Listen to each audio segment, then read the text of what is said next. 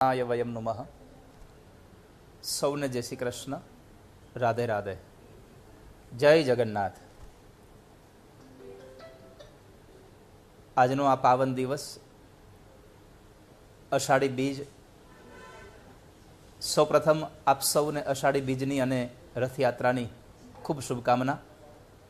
સાથે સાથે કચ્છીઓનું નવું વર્ષ છે એટલે એમને પણ આજે નવા વર્ષની ખૂબ શુભકામનાઓ. આજે પૂરા વિશ્વમાં અનાથનો નાથ મારો વાલો જગન્નાથ છે, જેણે આપણને સૌને માયા લગાડી છે.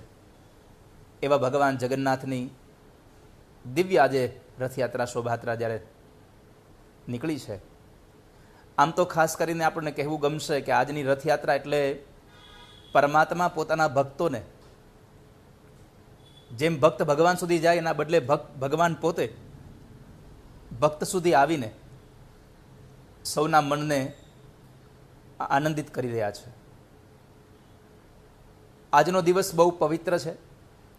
આજનો દિવસ ખૂબ મોટો એટલા માટે છે, આપણે ગ્રંથોમાં અને મહાપુરુષોના મુખેથી સાંભળ્યું છે, વાંચ્યું છે કે નરસિંહ મહેતા માટે ભગવાન આવ્યા હતા, મીરાબાઈ માટે ભગવાન આવ્યા હતા, સંત તુકારામજી માટે ભગવાન આવ્યા હતા.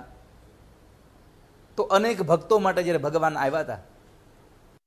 પણ આજે મને એવું લાગે છે કે અષાઢી બીજના દિવસે ભગવાન રથમાં બેસી જેવી રીતે ભગવાન પાંડવોનો સંદેશો લઈ અને હસ્તિનાપુરમાં આવે છે, અને હસ્તિનાપુરની એ બજારોમાં બંને બાજુ ખૂબ ભીડ ભરાણી છે પરમાત્મા રથમાં બેસીને આવે ત્યારે, એવી જ રીતે આજે પૂરા વિશ્વમાં ઠેર ઠેર જગ્યાએ પોતાની શ્રદ્ધા અનુસાર, પોતાના ઉત્સાહ અનુસાર ભગવાન જગન્નાથની રથયાત્રા સૌ લોકો કાઢી રહ્યા છે. ખાસ કરીને ઓડિશામાં જગન્નાથપુરીમાં અને આપણા ગુજરાતમાં અમદાવાદમાં ભગવાન જગન્નાથના મંદિરથી, અમદાવાદમાં તો કેટલાય દિવસોથી આ ઉત્સવ મનાવવાનો પ્રારંભ થઈ ગયો હોય છે. તો જ્યારે આજે ભગવાન પોતે, આપણને એવું લાગે છે કે જેમ હસ્તિનાપુરની અંદર ભગવાન રથમાં બેસી અને કૌરવોને સમજાવવા માટે આવતા હતા અને હસ્તિનાપુરના લોકોને દર્શન આપ્યા હતા, એવી જ રીતે આજે આપણને સૌને ભગવાન જગન્નાથ પોતે એકલા નહીં, પોતાના મોટા ભાઈ શેષ અવતાર બલરામજી મહારાજને અને પોતાના બહેન સુભદ્રાજીને સાથે લઈ અને જ્યારે નગરમાં નીકળ્યા છે.